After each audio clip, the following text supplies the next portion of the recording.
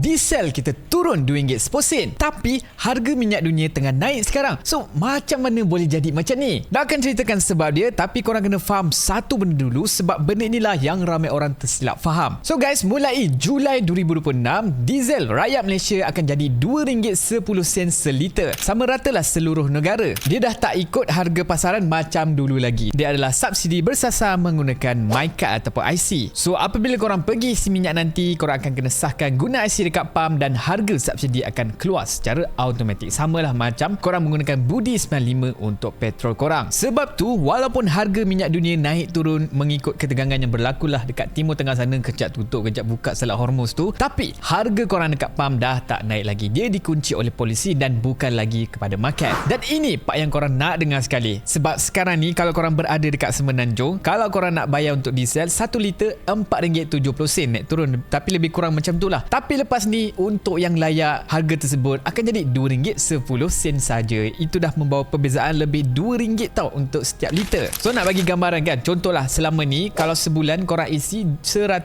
liter diesel sebulan, itu bersama dengan penjimatan sebanyak RM200 setiap bulan. Korang jimat, tiba-tiba ada extra RM200 dalam poket. Memang best lah kan? Tapi korang jangan happy dulu, sebab ada satu soalan besar yang masih lagi belum dijawab, iaitu kuota. So korang tahu yang Budi 95 untuk petrol sekarang kuota dia sekitar 200 liter sebulan. Tapi untuk diesel ni ada kuota ke tak, berapa liter, semua itu belum lagi dikonfirmkan lagi. Jadi angka jimat yang dah sebutkan tadi anggap sebagai contoh saja, belum lagi muktamad. Dan kepada korang yang berada di Sabah dan juga Sarawak, harga korang turun 5 sen saja. Tak beza sangat lah. Tapi orang yang paling terkesan dekat sana lah orang yang tak ada kewarganegaraan. So mereka dah langsung turun, tak ada subsidi. So mereka kena bayar harga full lah lepas ni dekat Sabah Sarawak sana. Jadi bottom line dia macam ni, mulai Julai harga diesel korang tak ikut lagi harga dunia lagi, dia akan ikut IC korang. So kalau video ni berguna, korang save video ni and then tag kawan korang yang pakai diesel biar diorang tak terkejut bulan depan. Dan yang paling penting sekali, follow Daus supaya apabila keluarnya detail kuota nanti, Daus akan terus update dekat korang supaya korang tak terlepas info yang menarik ni. Jadi guys, ini hanya info ringkas saja, bukannya nasihat detail muktamad. Korang kena tunggulah pengumuman rasmi ataupun follow Daus akan cerita kat korang nanti. So guys, itu saja, jumpa lagi korang semua pada next video. Ciao.